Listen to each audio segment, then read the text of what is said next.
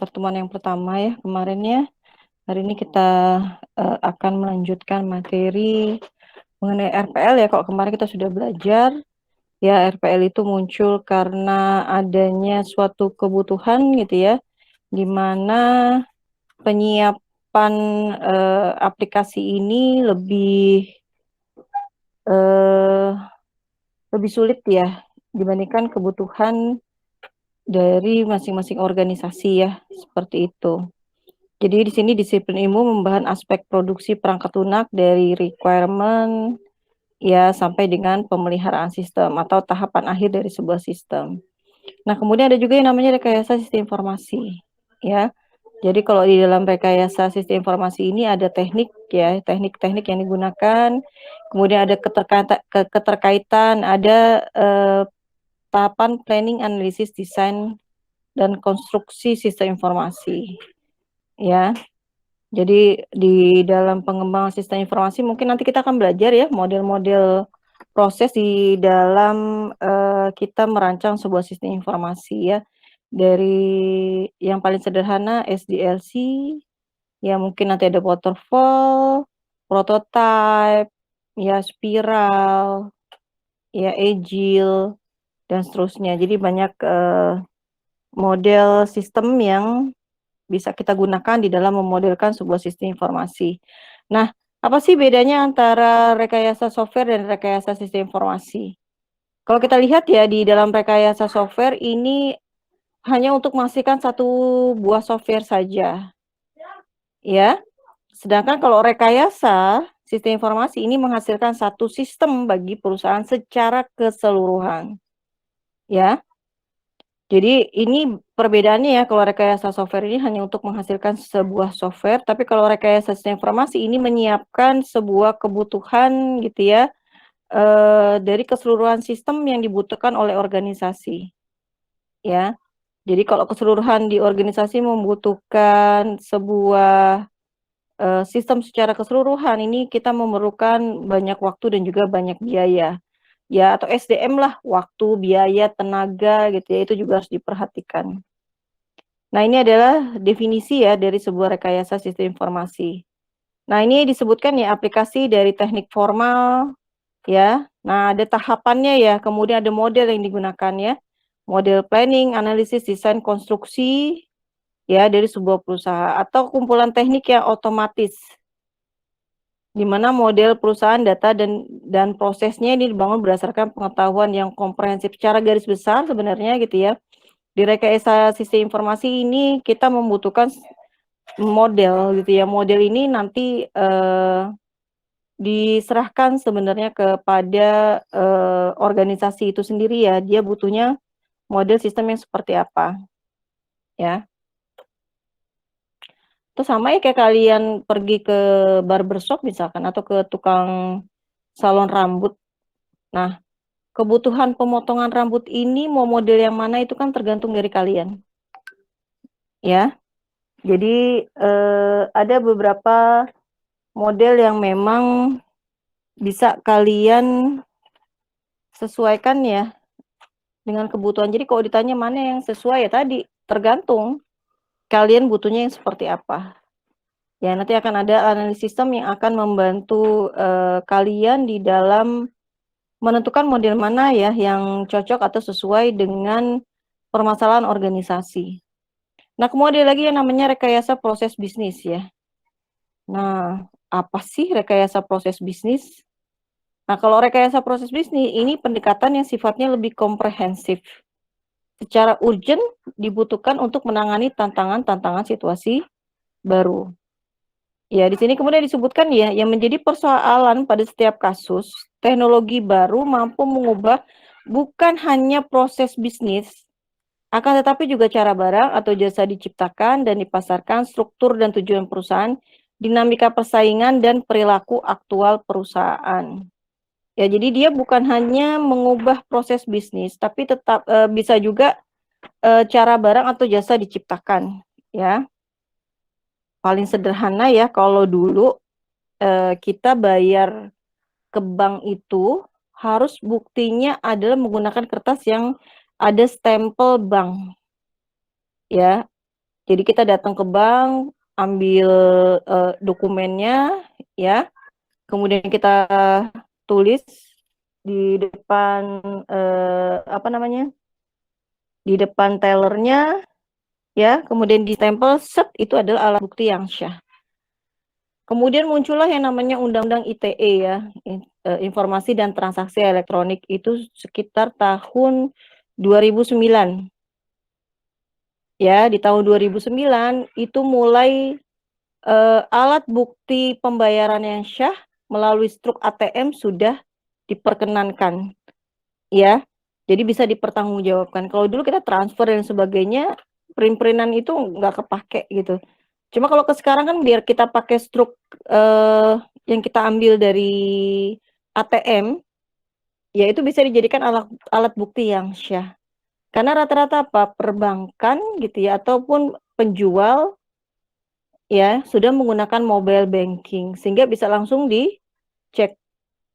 Dan andaikan misalkan tidak, transaksinya gagal, misalkan mereka bisa komplain ke bank itu sendiri. Nah, itu yang pertama ya. Jadi model proses bisnis, mau tidak mau dengan adanya aturan Undang-Undang ITE, akhirnya apa, kita nggak harus lagi datang ke bank, antri-antri gitu ya, hanya untuk mendapatkan bukti transfer atau bukti bayar, seperti itu. Atau yang merubah ya, kayak sekarang nih Covid deh.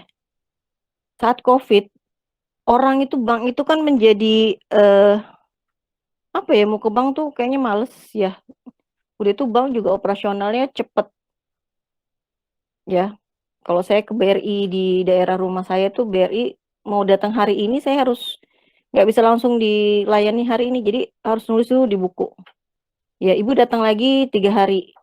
Wah, lama banget ya, 3 hari atau oh ya 3 hari, hari Senin saya datang, nulis saya baru bisa datang hari Rabu. Gimana kalau saya butuh uang mendadak misalkan gitu ya. Nah, tadi, eee, kayak sekarang Bank BNI Syariah, BRI Syariah, sama Mandiri Syariah itu sudah merger ya menjadi Bank Syariah Indonesia. Cuma mereka bagus ya, saya tuh, apa namanya, jarang jarang diakses juga ya di BNI Syariah, karena memang untuk, tabungan. Tapi kemarin saya dapat kuota sertifikasi kompetensi ya dari Kemendikbud, ternyata mensyaratkan saya harus punya rekening Bank Syariah Mandiri. Ya, saya ditelepon hari Sabtu, hari Senin harus, rekening harus ada. Saya agak bingung juga ya, ketika orang Kemendikbudnya bilang, "Ibu, pakai BRI aja lah Bu, yang paling gampang." Cuma saya ingat BRI itu saya agak lama gitu ya, datang Senin belum tentu kerjain Senin, harus datang lagi hari Rabu. Nah, saya bingung sendiri, akhirnya saya cari-cari, ternyata untuk, merger Bank Syariah Indonesia itu mudah sekali, tinggal hubungi nomor telepon, kalau nggak salah ya 14.040 gitu ya. Kemudian saya telepon, kemudian saya bisa aktivasi mobile banking saya, tinggal download gitu ya, di Play Store untuk, BSI, kemudian saya bisa aktivasi. Nah, kemudian buktinya bukan berupa buku ya, karena kan saya nggak ke bank, jadi saya buktikan screenshot nomor rekening dari aplikasi saya. Nah, dari situ saja kalian bisa lihat ya bahwa proses bisnis ini sangat mudah sekali, nggak merugikan, konsumen ya. Saya cuma membayangkan, aduh harusnya saya harus antri di bank, belum tentu diterima, misalkan kayak gitu ya, karena kan, tergantung kuota juga. Tapi ternyata sesimpel itu ya, tinggal telepon, kemudian verifikasi data, saya, download aplikasinya, ternyata sudah bisa langsung digunakan, ya, seperti itu.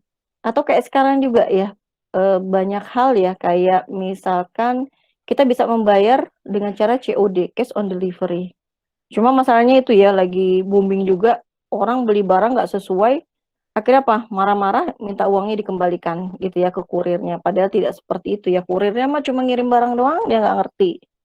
Ya, jadi, beberapa proses bisnis ini bisa berubah mengikuti, alur perkembangan zaman, ya. Atau kita bisa, cuma memang ini ya, lebih baik kita nggak boleh berhutang, cuma secara garis besar kalau di Shopee itu ada yang namanya Shopee Pay Later, ya. Jadi orang sebenarnya diajarkan berhutang, ya, seperti itu. Tapi kalau bisa lah jangan berhutang lah, kalau bisa kalian beli, kalau enggak ya udah nggak usah gitu ya, seperti itu. Cuma, eee, masing-masing tadi ya memiliki proses bisnis yang membuat orang semakin mudah, cuma lama-lama terjerat atau sama kasus, pinjaman online-nya, dari 2 juta bisa sampai 10 juta ya, itu sangat sangat menjerat orang sekali ya. Belum nama baiknya dia juga bisa dibuka ke mana-mana. Ya jadi saat ini ya itu tadi ya, pinjaman online ini, banyak beredar ya. Jadi,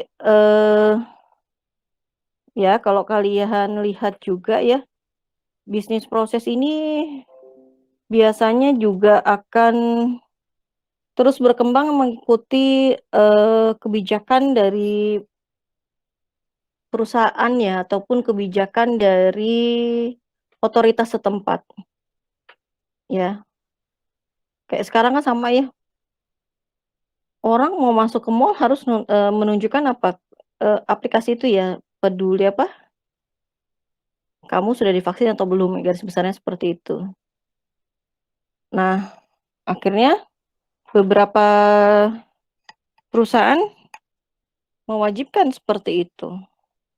Nah, kemudian di rekayasa proses bisnis adalah perancangan ulang pada proses bisnis yang berjalan dengan menekankan mengurangi biaya dan waktu siklus. Ya, agar terjadi peningkatan kepuasan pelanggan. Mungkin yang sering naik pesawat ngerasain ya, kalau dulu kita ketinggalan tiket, aduh bisa balik lagi gitu ya. Karena itu tiket harus kita pegang, kalau enggak kita nggak bisa masuk.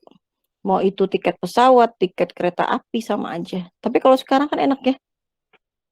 Jadi kayak misalkan kita mau naik pesawat, yang penting kita bawa, inget ya, bawa barcode atau apa di handphone gitu ya, nggak harus dicetak, nggak harus di-print. Karena mereka sudah langsung bisa memindai dari, barcode-nya. Atau kalau kita naik kereta api gitu ya, kita tinggal, masukkan nomornya, nanti tinggal di-print. Ya, di stasiun-stasiun kereta api itu ada fasilitas seperti itu, sangat mudah sekali, ya untuk kereta jarak jauh. Jadi, eee, sekarang semua serba simpel ya, kita lagi jalan teman kita suruh beli tiket, tinggal dikirim aja ke kita, selesai.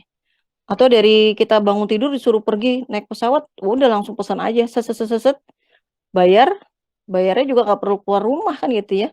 Selesai kita dapat tiket tinggal jalan. Enak sekali seperti itu kan. Ya jadi, semua serba dipermudah ya. Oke, ini ada beberapa, definisi ya. Bisa juga tadi apa ya, ada perubahan bisnis yang, secara drastis menghasilkan hasil yang lebih baik dari yang sebelumnya, ya. Garis besarnya bagaimana membuat sebuah organisasi menjadi lebih baik dari sisi performanya. Kalau dulu kita mau beli isi pulsa aja kan berarti apa, datang ke counter beli kartu. Kartunya kita gosok-gosok, keluar nomor, baru kita isi nomornya. Tapi kalau sekarang gampang kan gitu ya, kalian mau beli lewat online, lewat Shopee, lewat mobile banking, minta sama temennya, berbagi pulsa, ini bisa semuanya, ya. Nah, rekayasa ulang bisnis proses ini disebut sebagai BPR ya, Business Process Reengineering. Karena mau nggak mau semua organisasi pun gitu ya, ini, berkejaran dengan perkembangan teknologi dan komunikasi, ya. Kayak mahasiswa sekarang gitu ya, kalau pembayaran nggak harus datang ke UPN minta struk lagi, ya, mereka sudah bisa langsung membayar secara online. Oke, ini tujuan rekayasa informasi bisa dibaca ya. Jadi, menghindari kesalahan ketika diimplementasikan, adanya perubahan lingkungan, ya permintaan user terhadap fitur baru, ya banyak teknologi perangkat lunak yang tertinggal. Nah, kemudian efektivitas dari sebuah bisnis. Oke. Nah, kemudian ada gambar seperti ini, ya. Oh, ini ada gambar apa ini? Oke. Ya, ternyata ini ada gambar ayunan nih. Oke, coba deh saya mau tanya sama Rahman Dwi. Rahman Dwi, Rahman Dwi, Ya Bu. kira-kira dari gambar di slide tersebut, informasi apa ya yang bisa kamu gali ya, Rahman? Informasi dari semua gambarnya atau dari salah satu aja Bu? Silakan kamu analisis dari semua gambar, dari satu gambar ke gambar, terserah kamu, menurut kamu apa sih ini?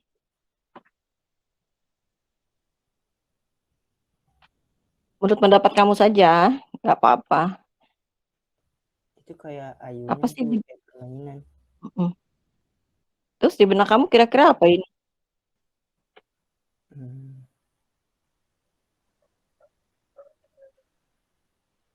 Itu jadi permintaannya apa yang diminta Nah, sama yang dikerjain beda Bu. Gitu kan sih. oke. Saya sih mikirnya gitu. Apa yang diminta dengan yang dikerjakan beda. Oke. Terima kasih, Rahman. Ya, terima kasih. Oke, Bagus Sajiwo. Ya Bu, hadir Bu.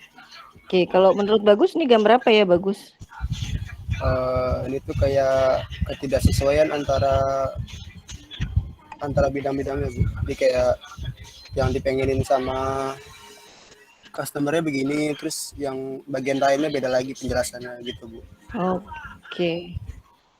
Baik ya, jadi baik Rahman sama Dwi ini sebenarnya dia sudah bisa menangkap ya apa yang diilustrasikan di gambar ini. Ya, jadi ini sebenarnya adalah penggambaran dari software requirement ya, ataupun ternyata ada kesulitan ketika kita mengidentifikasikan kebutuhan dari customer atau klien, ya.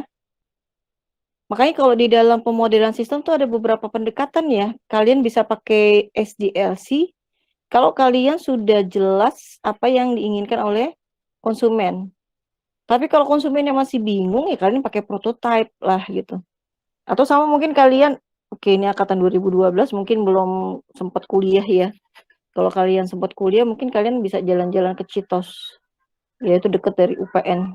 Nah, di Citos itu tempat hangout ya. Jadi kalau kalian lihat di jalan tuh kiri kanannya itu kalau masuk tempat makan semua.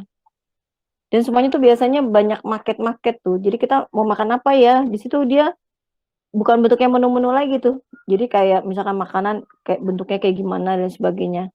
Ya jadi kebayang, oh kira-kira makanannya kayak begitulah gitu. Nanti jalan lagi, cari lagi, lihat lagi. Nah, seperti itu. Jadi eh, ketika seorang konsultan mau membangun sebuah sistem, berarti si konsultan ini harus bisa mengidentifikasi kebutuhan user. Nah, masalahnya apa? Nah, how the customer explain dari keinginannya. Jadi konsumen itu mengilustrasikan sebuah ayunan seperti ini gitu loh. Kemudian project leadernya menangkap kebutuhan konsumen seperti ini. Oh, ayunannya begini ya, gitu ya. Kemudian analis menggambarkannya begini, oh pohon supaya dia bisa diayun-ayun gitu ya, berarti pohon ini harus dipotong. Nah, kemudian programmer menulisnya seperti ini. Nah, kalau bisnis konsultan mendeskripsikannya seperti ini.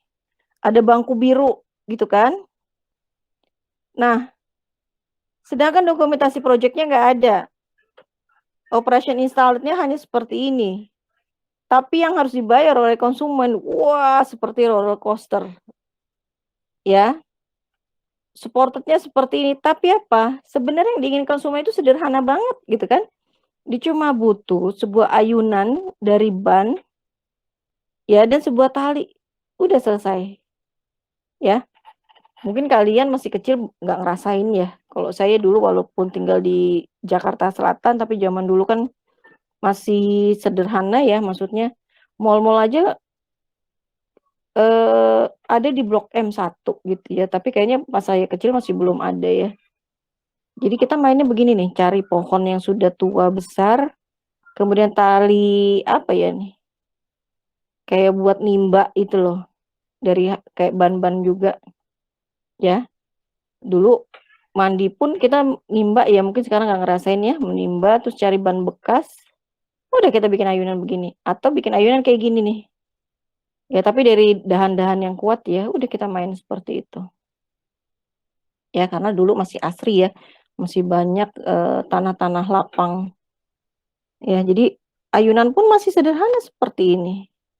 Nah, sebenarnya dari deskripsi ini kita bisa menyampaikan ya bahwa terkadang user tuh nggak tahu apa yang dia inginkan nih. Kalau bikin ayunan begini kan susah ya, apa orang bisa duduk di bawah sini? Kan enggak, ya, seperti itu. Ini juga ya berdeskripsi karena nggak mungkin nanti dia di ayun kiri kanan. Ya kalau ini benar, tapi ini naruhnya kursi sofa gitu kan, berarti ini dudukannya harus kuat. Itu yang harus sebenarnya digali ya ketika kalian membangun sebuah sistem, bagaimana supaya user tahu apa yang dia butuhkan.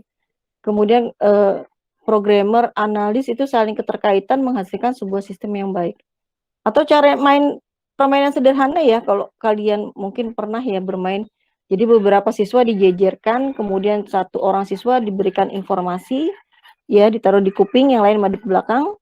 Kemudian nanti dibalik lagi, dia menyampaikan informasi, dibalik lagi. Nah, kadang-kadang informasi yang disampaikan sampai dengan terakhir itu ada bias.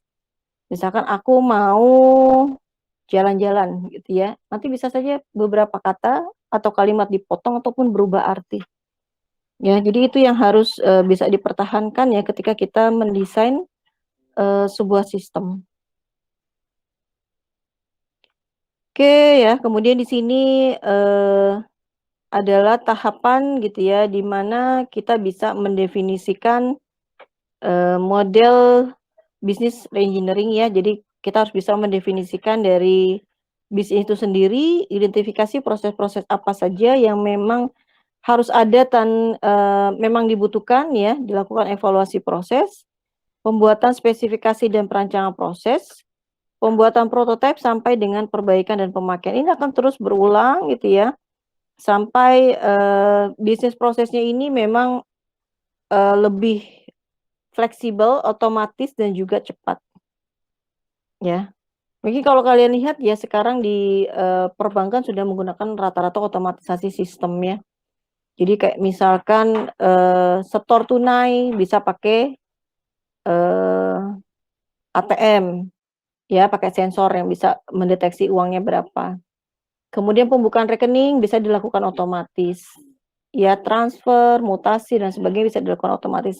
Ya, jadi mungkin lama-kelamaan perbankan ini kita hanya butuh orang-orang yang memang ada di level middle ya. Kalau untuk transaksi mungkin bisa dilakukan otomatisasi. Ya, jadi bayangkan berapa banyak bank gitu ya yang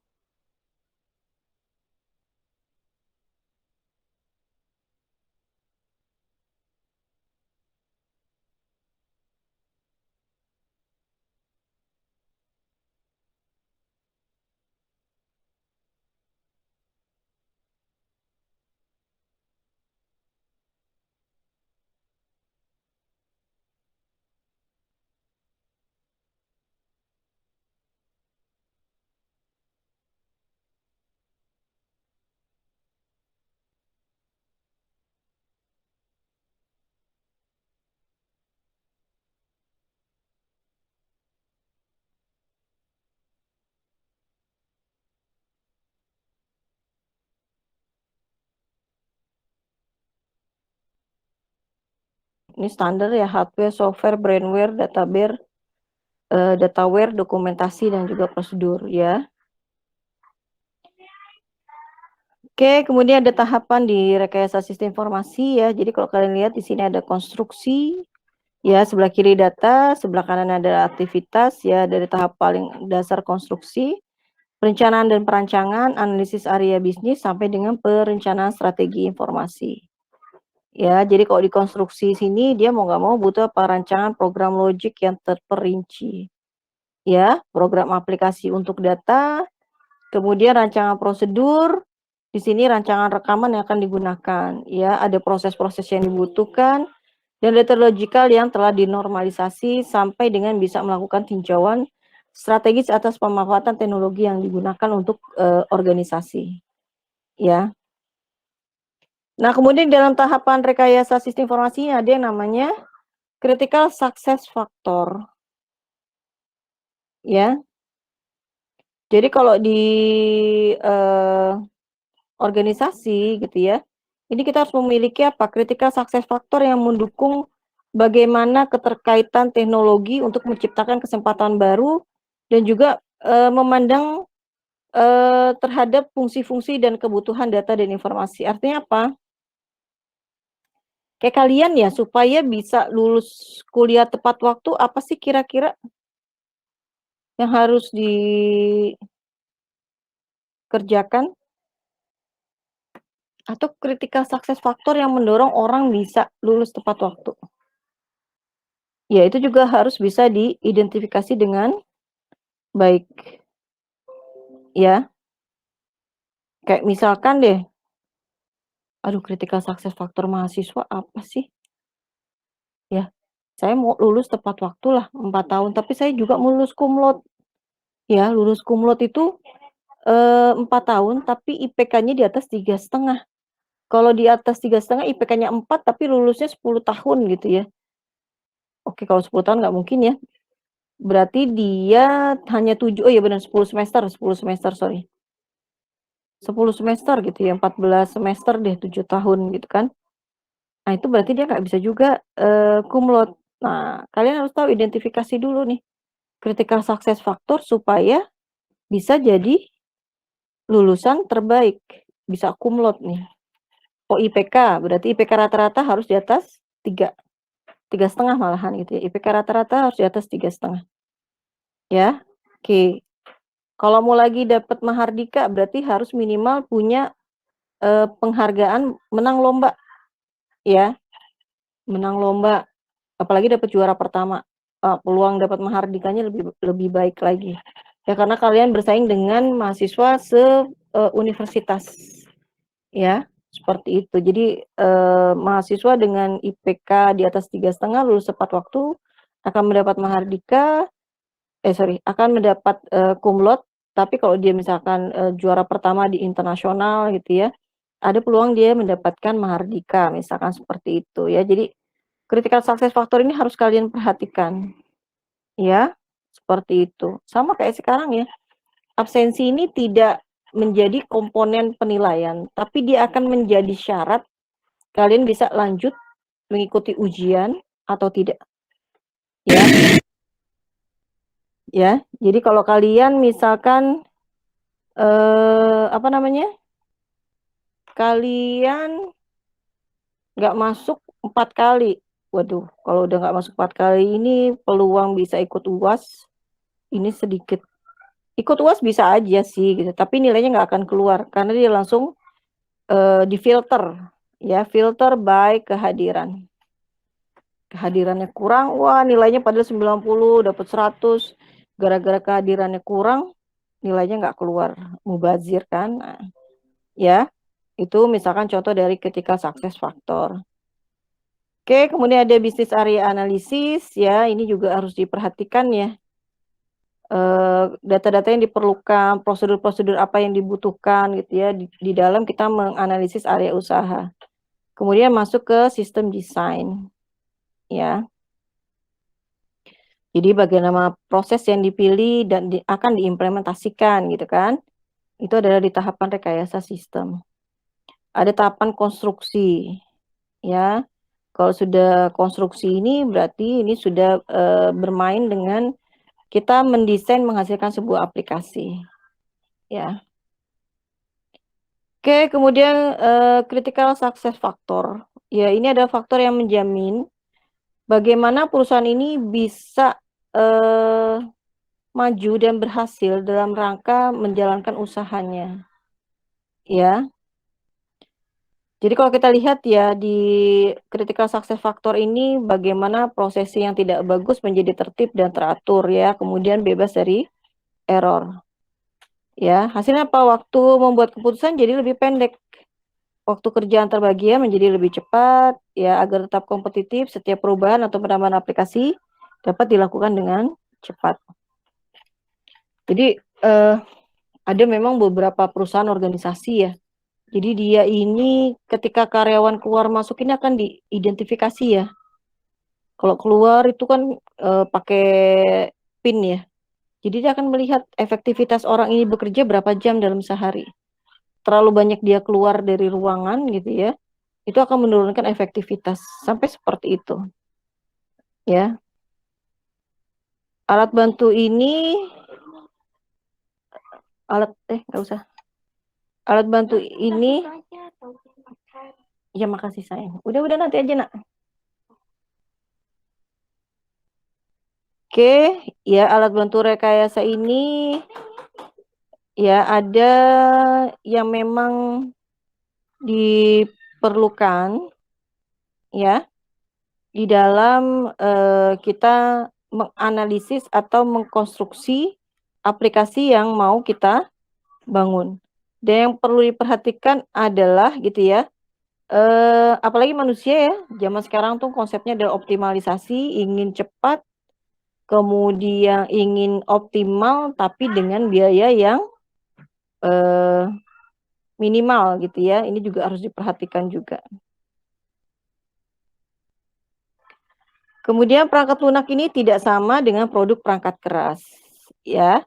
Produk perangkat lunak ini dikembangkan, tidak dipabrikan ya. Sedangkan kalau perangkat lunak ini tidak pernah usang atau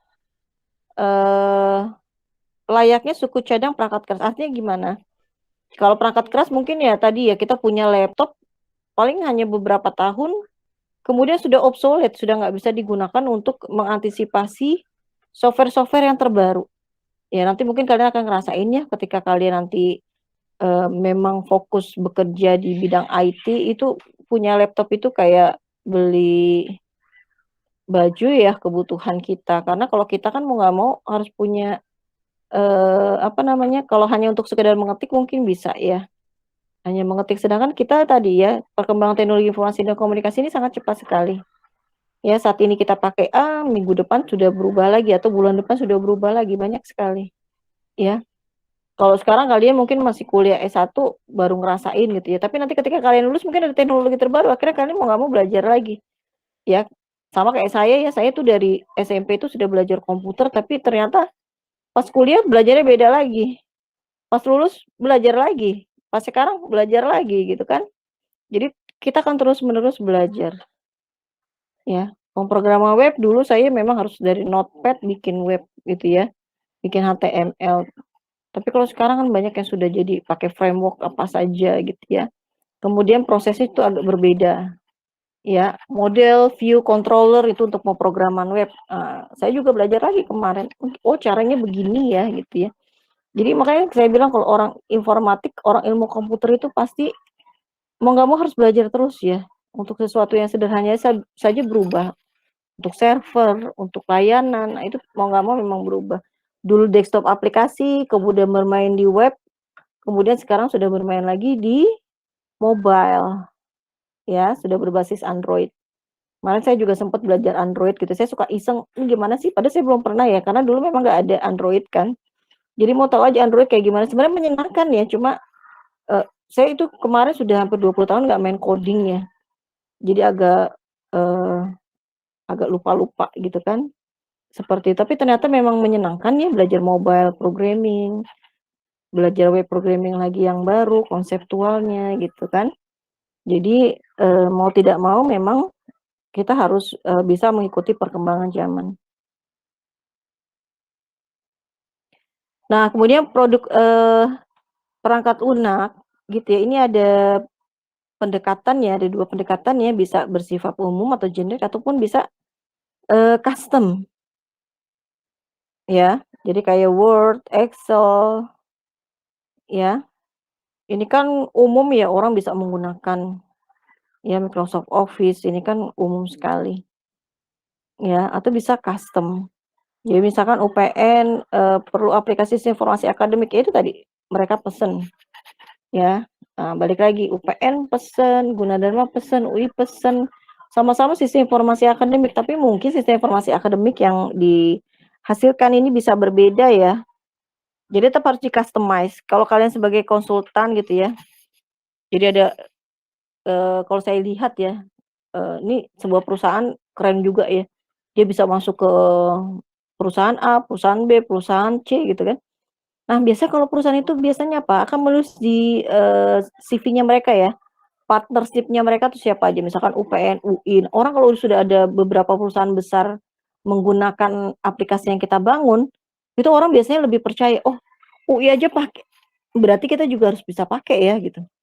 Seperti itu. Jadi, ketika bisnis partnernya itu besar-besar, nah peluang dia untuk mendapatkan, customer baru lagi tuh lebih gampang lagi, ya, seperti itu. Tapi ada beberapa kali juga ya, ada pengembang sistem di UPN kalau saya lihat, dia itu bukan pengembang sistem ya, jadi dari manual dikomputerkan, beda ya kalau komputerisasi sistem itu sudah otomatis gitu. Tapi kalau manual dikomputerkan tuh artinya apa? Kita ngetik datanya sudah ada, tapi ketika kita mau cari file, ini harus kita olah lagi datanya, ya. Misalkan saya mau cari IPK rata-rata, waduh itu harus saya olah lagi, di-download dulu aplikasinya, kemudian saya cari maksimumnya berapa, average-nya berapa, ataupun main query. Wah, itu sebenarnya sangat tidak user friendly sekali, ya. Kemudian produk perangkat lunak, yang baik ini memiliki apa, usability yang tinggi, kinerja sesuai dengan kebutuhan pemakai, reliable, maintainability, efisien, eye-catching, nah long lifetime, siklus hidup yang cukup lama. Jadi kalau kalian bikin aplikasi itu nggak bisa ya berpikir, aplikasi ini buat 20 tahun ke depan, nggak mungkin, ya. 20 tahun ke depan pasti ada perubahan besar. Makanya kalau kalian bikin aplikasi itu jangan sampai lama-lama banget, sampai 5 tahun, 10 tahun bikin aplikasi selesai gitu ya. Jadi ketika kalian mau bangun sistem, segera akan saja 1 tahun lah paling paling lama gitu ya. Karena tadi, perkembangan teknologi ini cepat sekali gitu kan. Kayak sekarang lagi booming-nya di data science ya, di machine learning, di deep learning. Tapi saya nggak tahu deh ke depannya lagi yang booming lagi apa, ya. Cuma kan sekarang enak ya, deep learning, machine learning, ini banyak aplikasi yang konsepnya drag and drop, selesai gitu ya, analisis datanya, selesai. Ya kayak Nime, Orange, WK gitu ya, kita nggak perlu terlalu banyak main coding-codingan.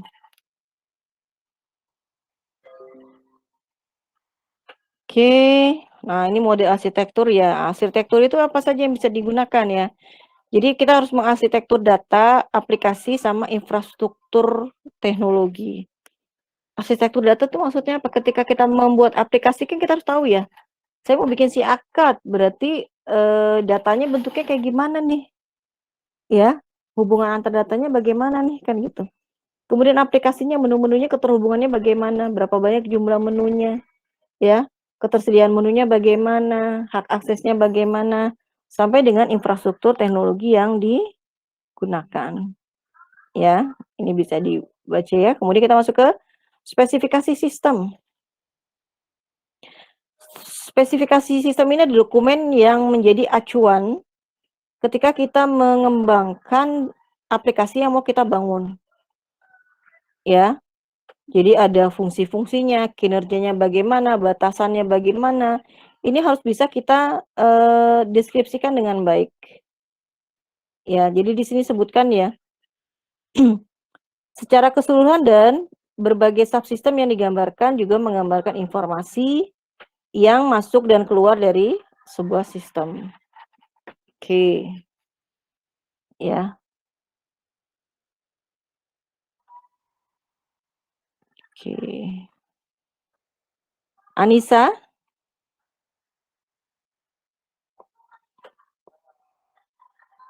Iya, hadir, Bu. Oke, Anissa. Kalau orang tua kamu lagi jalan-jalan ke mall gitu ya, terus kamu nitip sesuatu barang, Iya, oke. Bu. Biasanya kamu akan mendeskripsikan atau cuma bilang aja, "Bu, saya mau beli tas," gitu aja, atau mau beli baju? Atau masih ada spesifikasi tambahan nih, Anissa? Eh, Record. biasanya Hmm. dijelasin sih Bu, kayak kan tas kan banyak gitu atau misalnya makanan banyak. Roti aja kan bentuknya juga banyak atau rasanya gitu dijelasin yang saya mau gitu. Oke ya. Nah, Anissa ini sudah tahu nih, ada deskripsi dari apa yang dia inginkan. Nah, spesifikasi sistem sebenarnya hampir sama ya. Jadi dia harus bisa mendeskripsikan sistem itu yang dibutuhkan tuh seperti apa ya. Kemudian objek-objek yang terlibat siapa saja. Ya, bekerjanya berapa lama? 24 jam dalam sehari, 7 hari dalam seminggu. Ya, itu harus bisa diidentifikasikan dengan baik. Bayangkan ya, ketika misalkan Anissa nitip sama orang tuanya, "Beli roti dong," gitu ya. Ternyata orang tuanya kan sukanya beda ya sama Anissa. Datang sih bawa roti, cuma tadi Anissanya agak sedikit kecewa, "Aduh sebenarnya bukan roti ini yang saya inginkan." Nah, kadang-kadang klien ini juga begitu ya, dia nggak ngerti tuh, saya butuhnya apa sih? Karena saya nggak tahu gitu, saya bukan orang, komputer background-nya. Saya cuma butuh sebuah aplikasi yang bisa membantu mempercepat proses pengerjaan dari pekerjaannya dia, tapi dia nggak ngerti apa gitu kan. Nah, kemudian si pengembang sistem menangkapnya juga kurang paham apa yang diinginkan. Akhirnya apa? Aplikasi itu jadi, tapi tidak sesuai dengan kebutuhan. Jadi banyak sekali ya, permasalahan di, desain aplikasi seperti itu. Ya, kemudian ada rekayasa persyaratan, ya. Jadi harus ditetapkan nih layanan atau service yang dituntut dari sistem. Ya, ada batasannya, ya. Kemudian untuk melakukan engineering ini ada proses ya, ada studi kelayakan, elisitasi dari analisis persyaratan, spesifikasi sampai dengan validasi persyaratan. Oke, ya. Kemarin kita sudah belajar ya, bahwa ketika kalian mau, "Ah, saya mau ini lagi booming, saya mau dapat uang banyak, udahlah bikin judi online aja," misalkan kayak gitu ya. Nah, misalkan kalian mengajukan hal tersebut ya ke organisasi, "Ayo kita bikin judi online aja deh, kalau di judi online tuh kayaknya duitnya banyak ya, orang bayar, mereka nggak menang uangnya buat kita," gitu. Dilakukan studi kelayakan ya, terhadap, penerimaan user. Kemudian studi kelayakan itu banyak ya, bisa pakai, tangible, intangible value berdasarkan hukum, berdasarkan waktu gitu ya, berdasarkan biaya. Nah, dari sisi hukum ternyata tidak eligible, tidak diperkenankan, nggak boleh bikin judi online gitu kan, karena dari hukum menentang hukum. Ya sudah, berarti aplikasi itu tidak bisa dilanjutkan, ya. Sudah langsung ke-cut, walaupun dananya ada, orang yang membuat banyak gitu ya. Tapi dari sisi hukum dia sudah langsung cacat hukum, ya sudah akhirnya di-cancel. Itu yang dimaksud dengan studi kelayakan. Jadi sebelum sistem tersebut dikembangkan harus dilakukan analisis ya, istilahnya studi kelayakan, lempar kuesioner kah, atau melihat dari aturan-aturan yang ada. Apakah ini, layak dikerjakan atau tidak, ya. Atau misalkan, kalian menjual film-film atau video bajakan gitu ya. Jadi orang bayar ke kita, kemudian kita kasih video-videonya, misalkan seperti itu. Nah, dari sisi hukum juga sama, nggak boleh menjual belikan karena itu di luar hak cipta kan gitu, ya. Sama kayak beli buku online ya sebenarnya. Jadi kalau kita beli buku di Gramedia itu harganya bisa 2 kali lipat dibandingkan di toko buku lah ya, bukan hanya di Gramedia. Dibandingkan beli buku online. Ya saya pernah beli buku, kata teman saya, "Udahlah sini, eee, saya beliin Bu," gitu kan. "Di sini lebih murah nih Bu harganya," gitu. Tergiur jugalah gitu ya. Oke silakan Rahel. Oke, apa namanya, tergiur jugalah saya akhirnya beli buku lah. Kalau di Gramet itu sekitar pokoknya harganya jadi turun drastis sekitar 50%. Pas dateng, oh ternyata kualitasnya juga beda ya. Jadi ketika kita beli buku online, kertasnya juga beda, kualitas, lem-lemnya itu juga beda ya. Jadi baru saya pakai sebentar udah copot-copot tuh buku. Wah ternyata apa, harga murah tapi kualitasnya juga ya sesuai lah gitu ya, sesuai dengan harga. Ya. Kalau di luar negeri tuh nggak boleh kita fotokopi buku sembarangan ya. Tapi kalau di Indonesia tadi ya, buku bajakan aja banyak banget yang tadi saya beli. Saya pikir buku beneran ya, saya pikir langsung dari penerbit harganya jadi murah gitu. Ternyata buku palsu itu kan. Seperti itu. Ya, jadi ini harus diperhatikan ya spesifikasi. Oke, ini tadi ya sudah disampaikan. Nah, kemudian proses rekayasa persyaratan ya. Jadi kalau kalian lihat ya ada studi kelayakan, ini menghasilkan apa studi kelayakan? Nah, ada laporan kelayakan. Kalau dia tidak layak akan diberhentikan, nggak dilanjutkan. Tapi kalau layak ini akan berlanjut ke requirement. Ya, ada kebutuhan. Ya, kebutuhan apa? Ada spesifikasi ini akan berulang ya.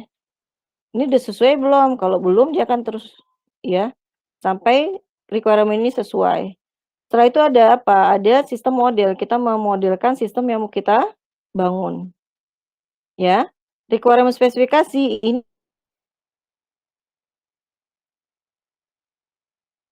ada user dan system requirement. Ya. Jadi ini ada proses common system. Nah, spesifikasi ini ada yang namanya validasi ya. Sudah sesuai atau belum ya? Kalau belum dia akan balik lagi ke spesifikasi requirement ya sampai dianggap sudah mencukupi, dia akan masuk ke dokumentasi dari kebutuhan.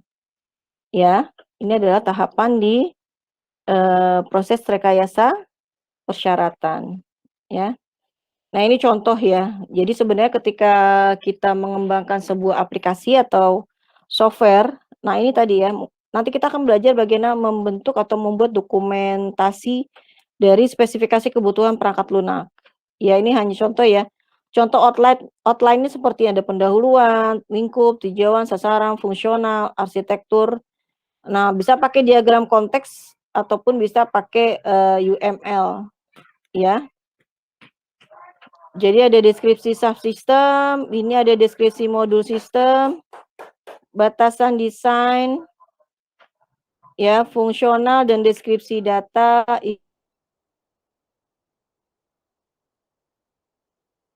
isu project ini beberapa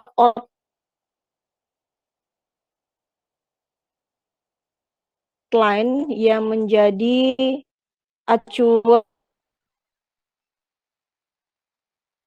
sistem di dalam mendesain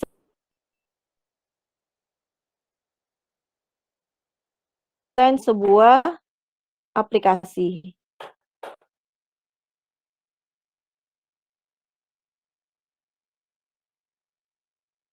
Ya, seperti itu. Nah, fungsinya untuk apa?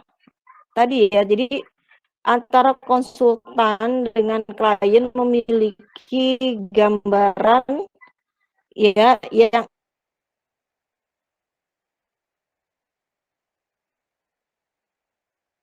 inline atau sejalan dengan kebutuhan dari klien. Ya. Oke, nah ini ada tahap evaluasi nih. Software dari 40%. Ya, kemudian yang sesuai target, kalau sesuai target ini agak besar ya, 56%. Sesuai sih targetnya, cuma nggak on time, nggak sesuai budget gitu ya. Kemudian, nah, resolusi for all project ya, ini dari tahun 2011 sampai 2015 ya. Successful 39%, oh makin lama naik turun lah ya, 39, 37, 41 ke 36. Yang ada challenge ini 39, 46, 47 sampai dengan 45 lagi. Ya, failed. Oh, kalau lama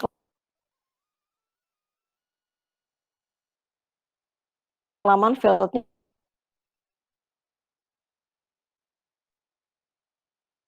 semakin menurun.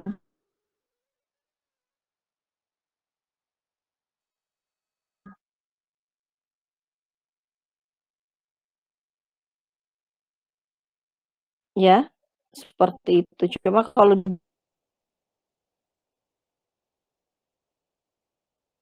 dua ini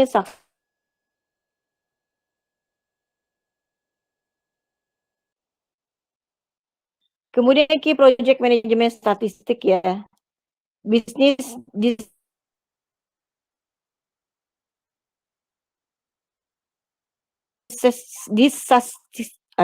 bisnis ketidakpuasan terhadap bisnis ya.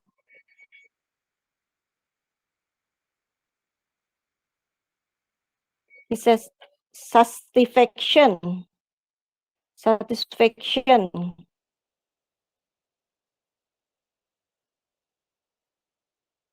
ya, with project portfolio management is increasing.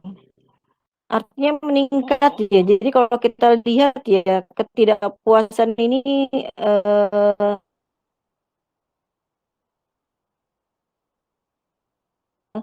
by year gitu ya, 2016, 2017, 2018 ya. 45%, 50%, 50% terhadap volume. Ini dari projectnya disebabkan oleh change organization priorities. Oke. Dia fokus misalnya pada pengembangan berganti. Akhirnya berubah lagi ke EDM dulu, masukin proyek aplikasinya lagi karena sistem sudah otomatisasi. Ya.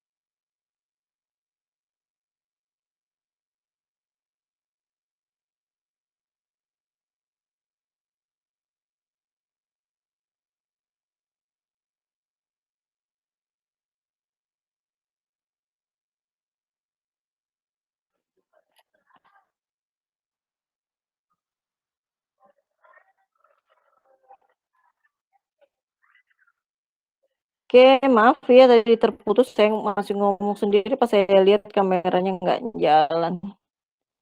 Tadi sampai mana ya materinya? Ada yang masih ingat?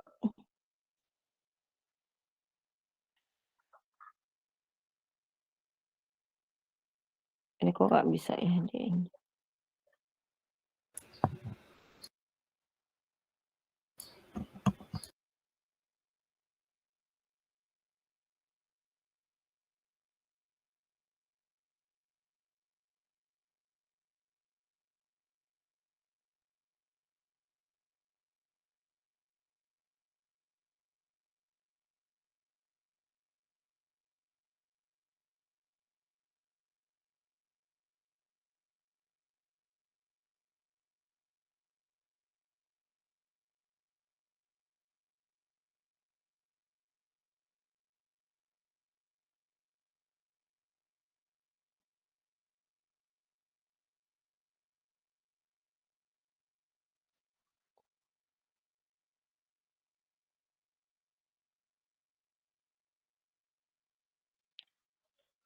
Oke, kok saya nggak bisa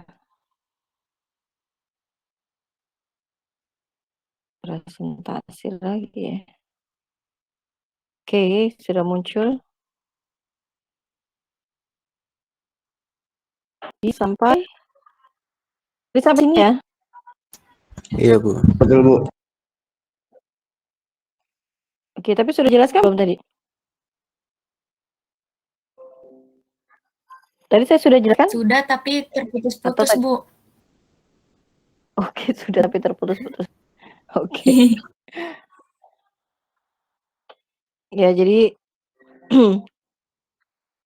kadang-kadang kelupa ya ini apa namanya masih connect atau tidak gitu ya. Jadi garis besarnya kegagalan dalam rekayasa perangkat lunak ini dimungkinkan ya karena banyak hal atau banyak faktor yang bisa mendorong ya adanya perubahan. Jadi kalau kalian lihat di dalam pengembangan proyek perangkat lunak, change request atau perubahan request dari user klien terhadap aplikasi yang mau dibangun dimungkinkan saja. Ya, request ini nanti akan berdampak ya kepada kebutuhan sumber daya. Baik penambahan personel, penambahan waktu, maupun dari biaya yang harus dikeluarkan. Ya, seperti itu. Oke, kemudian ada evaluasi ya, proses yang analisis untuk diidentifikasi biaya dan waktu ya, yang memang dikeluarkan di dalam pengerjaan aplikasi yang mau dibangun. Kemudian bisa saja ketika kita mau melakukan rekayasa proses bisnis, kita nggak tahu nih, ini harusnya bagaimana ya sistemnya untuk melakukan optimalisasi. Ya, atau kayak kalian misalkan ikut organisasi, kira-kira kalau di luar gimana sih kita berorganisasi ya? BEM, Senat misalkan gitu ya, ataupun UKM mahasiswa ini bagaimana ya? Kayak kalian benchmark lah ke universitas yang lain untuk melihat, oh di tempat lain begini ya proses kerjanya, bisnis kerjanya gitu ya, untuk membantu mempermudah. Nah ini bisa kita pakai apa? Benchmark, continuous improvement maupun proses redesign ya. Nah, benchmark ini ada beberapa tipe ya, bisa internal, berarti di dalam organisasi kita sendiri ya, kita benchmark misalkan FIK ke FISIP, ke ekonomi, ke hukum, gitu ya. Atau kompetitif, ya. Jadi kompetitif misalkan misalkan dari UPN ke Gunadarma, ke UI, ke UGM, misalkan gitu ya, ke ITB, IPB, misalkan kayak gitu. Atau fungsional dan world class leader ya. Jadi memang yang berbasis fungsional maupun kita bisa melihat mereka-mereka organisasi-organisasi yang memang sudah mumpuni di bidangnya, gitu ya, sudah stabil sebelumnya. Atau bisa juga generic or inovatif. Ya, jadi kalau kita lihat ya di sini nih kita akan melihat ya peluang yang mereka berikan. Misalkan, oh iya, Kok di luar tuh bisa double degree gitu ya. Nih, kita lagi mengadakan juga nih peluang bagaimana UPN bisa mengadakan dual degree misalkan kayak gitu ya. Cuma memang nanti ada penambahan kos dan lain sebagainya. Atau yang memang berinovasi ya. Jadi kayak misalkan ya setiap organisasi ini memiliki pendekatan dan cara-cara yang berbeda. Ya kayak misalkan di Pamulang itu ya di Umpam misalkan mahasiswa itu bisa mendapatkan kalau dia mendapatkan mahasiswa baru lagi gitu ya. Jadi kakak kelas kalian mengambil mahasiswa baru dia akan dapat potongan biaya misalkan seperti itu ya. Mereka berinovasinya seperti itu. Ada juga apa? Proses benchmark ya. Jadi dia fokus kepada investigasi proses atau juga finansial bagian keuangan. Ya. Jadi bagaimana ya caranya gitu ya? Setiap organisasi itu bisa menghasilkan profit ya atau keuntungan yang ada. Ya, benchmark dari investor perspektif sama kayak kasus Covid ya. Ternyata yang paling survive itu kayak negara Jerman itu bagus sekali dalam menangani masalah Covid ya untuk finansial terhadap penduduknya. Ya, mereka itu menggunakan APBD-nya sampai 80% atau 60% gitu ya.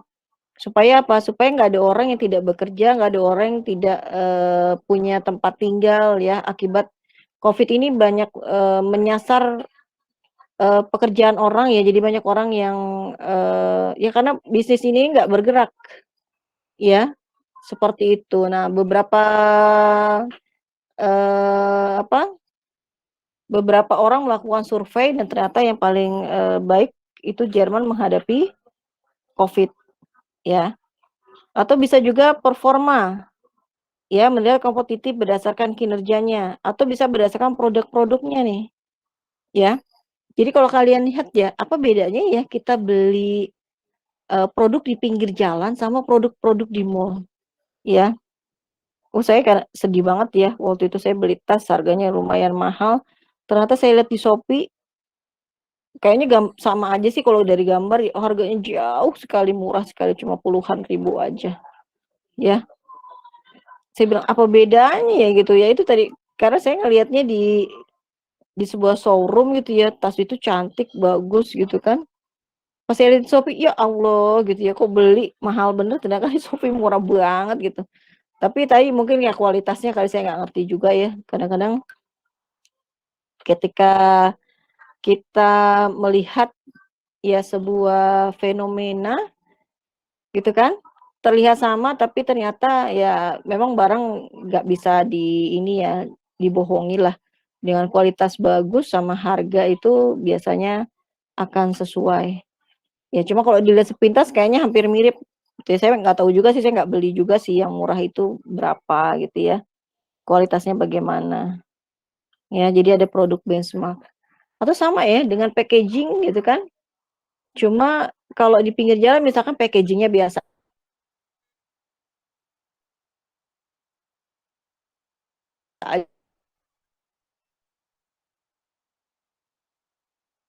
aja, ketika dia mau dimasukkan ke showroom misalkan itu dibuat bagus, indah sehingga harga jualnya bisa menjadi lebih bagus kan gitu ya.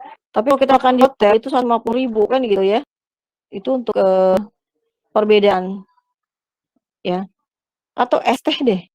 Es teh manis kok di pinggir jalan paling 2.000, 3.000 gitu ya. Tapi kalau di rumah makan ya bisa sampai 20.000 kan gitu. Ya jadi bagaimana cara melakukan packaging supaya harga atau produk kita itu terlihat bagus, mewah di pasaran. Sama kayak dengan produk-produk UMKM ya. Kalau produk-produk UMKM sekarang tuh sudah pintar-pintar ya. Jadi mereka membuat packaging yang sangat bagus sehingga terlihat mewah gitu ya. Itu yang harusnya banyak kita lakukan benchmark ya.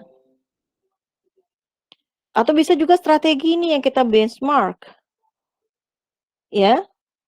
Strategi itu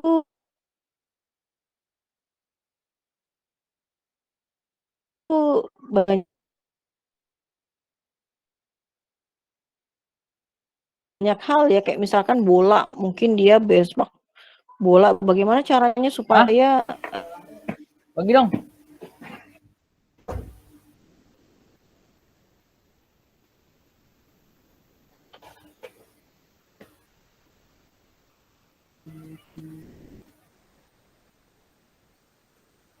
ya kayak manajemen bola, misalkan gitu ya,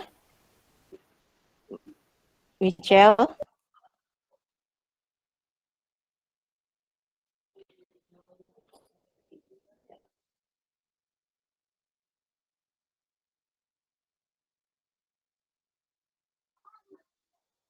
Oke. Ya. Nah, jadi kayak misalkan untuk strategi ini bisa kita lakukan benchmark ya. Strategi ini banyak ya, kayak tadi misalkan bagaimana menangani kondisi COVID di beberapa negara. Nah, itu tadi dia bisa melakukan beberapa benchmark ya, atau bisa dibuat paralel sistemnya. Kalau di cut over istilahnya akan banyak menghasilkan beberapa hal yang memang akan bermasalah gitu. Tapi kalau paralel ini akan lebih aman sebenarnya. Oke, ini ada tahap benchmark ya. Identifikasi subjek benchmark. Yang mau kemana sih kita benchmarknya gitu ya. Oke, biasanya apa? DPR itu kan suka benchmark ya. Studi banding ke Rusia, studi banding ke Amerika, misalkan gitu. Jadi dia mau ngelihat proses-prosesnya bagaimana, misalkan gitu loh.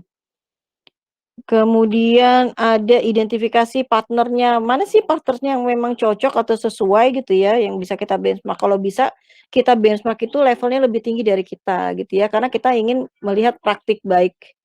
Ya, kita ingin melihat praktik baik dari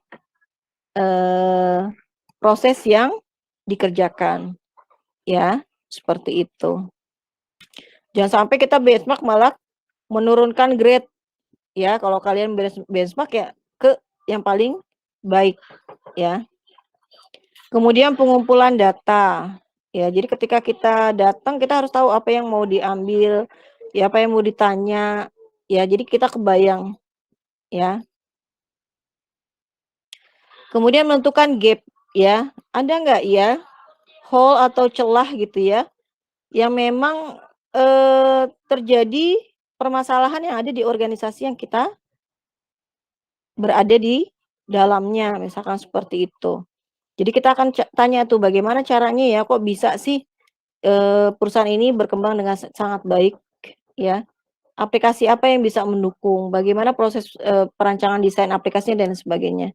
Ya, penentuan gap ini memang sangat baik ya. Kayak kalian misalkan kenapa sih dia IPK-nya kok selalu di atas 3,5 ya? Kalau di atas 3,5 ini berarti apa?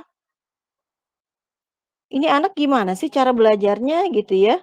Nah, itu tadi bisa juga tuh menentukan, oh kalau dia memang terarah nih, teratur gitu ya, bangun pagi, sholat subuh, ya kemudian belajar dulu sebentar, mandi, baru kuliah. Setelah itu dia masih belajar lagi, masih bisa lagi menentukan target dan sebagainya. Sedangkan kalau kalian misalkan, aduh kalau ini kebanyakan tidur, makan gitu ya, misalkan seperti itu. Jadi itu ada gapnya, oh berarti saya harus lebih baik lagi nih, ya, apa yang harus dikerjakan. Kemudian bisa juga apa? Project Future Performa.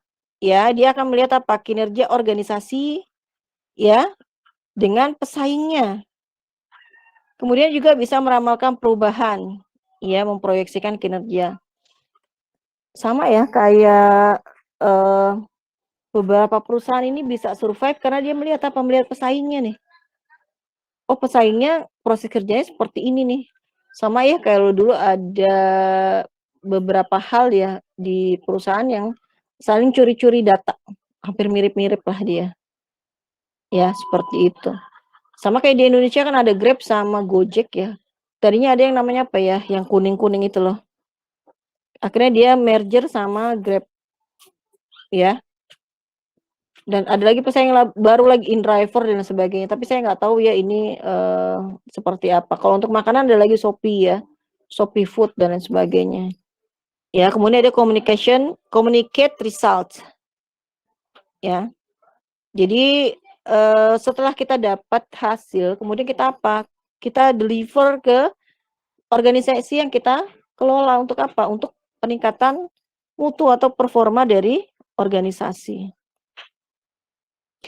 Kemudian establish goal, revisi tujuan, develop action plans, ya, menetapkan langkah-langkah rencana. Ya, jadi sebenarnya yang paling bagus adalah gitu ya, hasil benchmark ini kemudian kita terapkan. Jadi jangan sampai hasil benchmark udah selesai, yang penting jalan-jalan aja. Gitu ya. Jalan-jalan ke luar negeri, jalan-jalan ke luar kota. Hasil benchmarknya dikekep sendiri gitu ya, atau dipegang sendiri, ini akan jadi sebuah permasalahan. Ya, jadi harus bisa di-deliver dan diimplementasikan. Ya, oke. Oke, kemudian merencanakan implementasinya sampai dengan memonitor hasil ya. Ini adalah tahapan proses benchmark. Kemudian ini ada slide terakhir, ini untuk evaluasi ya. Jadi kita bisa melihat dari evaluasi analisis biaya manfaat untuk rekayasa ya. Jadi ada P1 biaya pemeliharaan, P2 biaya operasional sampai dengan L harapan hidup. Ya, jadi cost untuk maintenance ini adalah P3 dikurang P1 ditambah P2 dikali harapan hidup, ini udah ada ya. Tinggal dimasukkan aja sih sebenarnya rumusnya ya. Untuk rekayasa ulang, cost re-engineering ini P6 dikurang P4 ditambah P5 dikali L dikurang P8 dikurang P7 dikali P9 ya. Kalau biaya manfaat ini dari C re-engineering dikurang C maintenance ya. Aplikasi yang menghasilkan biaya manfaat tinggi ini bisa diprioritaskan untuk dilakukan rekayasa ulang ya, seperti itu. Nah, ini adalah tahapan-tahapan yang memang harus diperhatikan ya di dalam kita melakukan rekayasa bisnis dari organisasi atau perusahaan yang kita berada di dalamnya gitu ya. Karena nggak mungkin ya ketika organisasi hanya stagnan, diam di tempat tanpa ada perkembangan, tanpa adanya tahapan-tahapan yang jelas gitu ya, ya dia akan bisa mati dengan sendirinya. Ya, jadi mau nggak mau memang kebutuhan aplikasi yang digunakan ini juga harus mengikuti dari perkembangan teknologi informasi dan komunikasi yang ada. Ya, seperti itu. Ya, semua bermigrasi atau kayak sekarang lah ya. Ini kita ternyata butuh sekali namanya Zoom, Jimit gitu ya, pas saat pandemi begini, ternyata kita butuh ya beberapa virtual meeting untuk bisa mengakomodir kebutuhan kita berinteraksi. Kalau nggak ada meeting kalau nggak ada pandemi mungkin Zoom sama Jimit ya biasa-biasa aja orang pakainya. Ya. Tapi untuk mengakomodir akhirnya apa? Bahkan anak-anak sekolah dasar pun gitu ya, jimit-jimitan, anak TK jimit-jimitan juga gitu kan, jum-juman juga. Ya, seperti itu.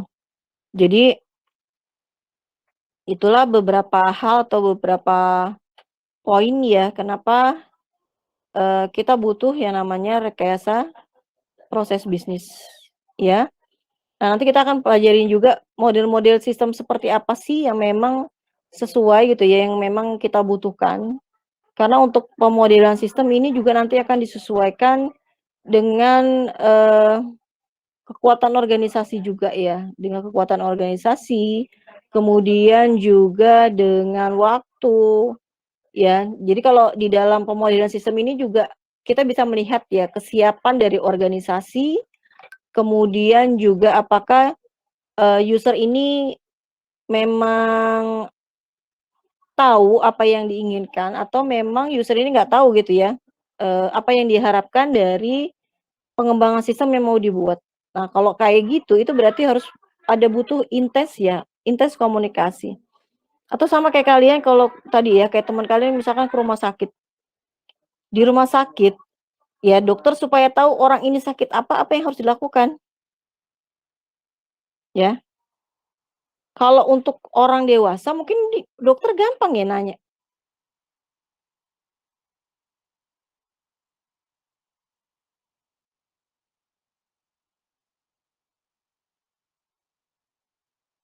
Keluhannya apa? Sakitnya di mana? Pusing nggak? Ya,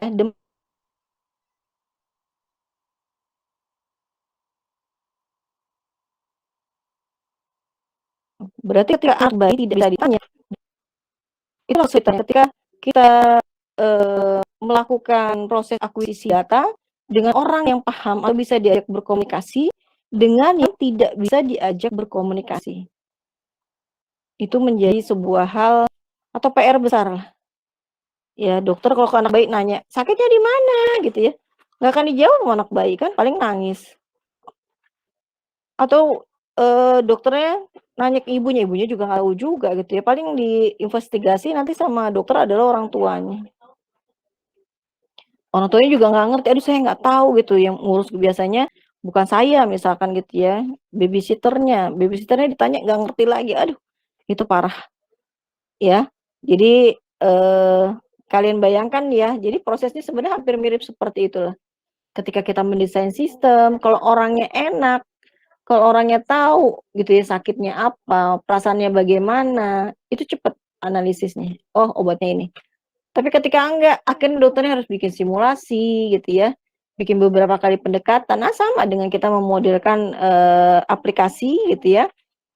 Ketika usernya paham apa yang mau dibuat, sama ketika usernya tidak paham apa yang harus dibuat.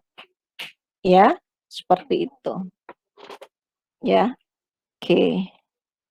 Baik, ada pertanyaan?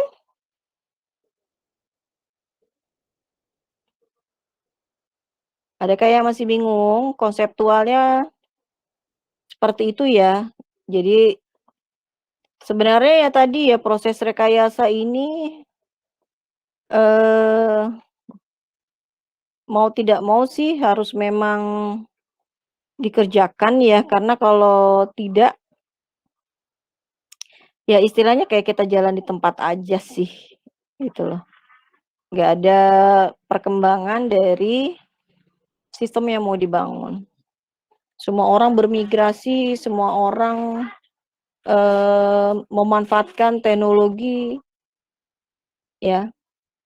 Kalau dulu orang lebih senang apa? Sama kayak sekarang ya sebenarnya ketika COVID ini terjadi, untungnya gitu ya, ini e-commerce kita ini sudah jalan ya. Shopee, Tokopedia, Bukalapak, Lazada dan sebagainya ini jalan. Sehingga apa? Orang tinggal belanja klik selesai. Barang sampai ke rumah. Bayangkan ya ketika e-commerce nggak ada, ya mau nggak mau mobilitas orang pasti banyak juga. Kalau sekarang mau belanja klik Indomaret, Alfagift, ya, dan banyak beberapa aplikasi lain yang Tanihub gitu ya, atau Sayur Box dan lain sebagainya itu sudah gampang. Ya, ketika nggak ada, waduh mobilitas orang juga akan sulit sekali. Ya.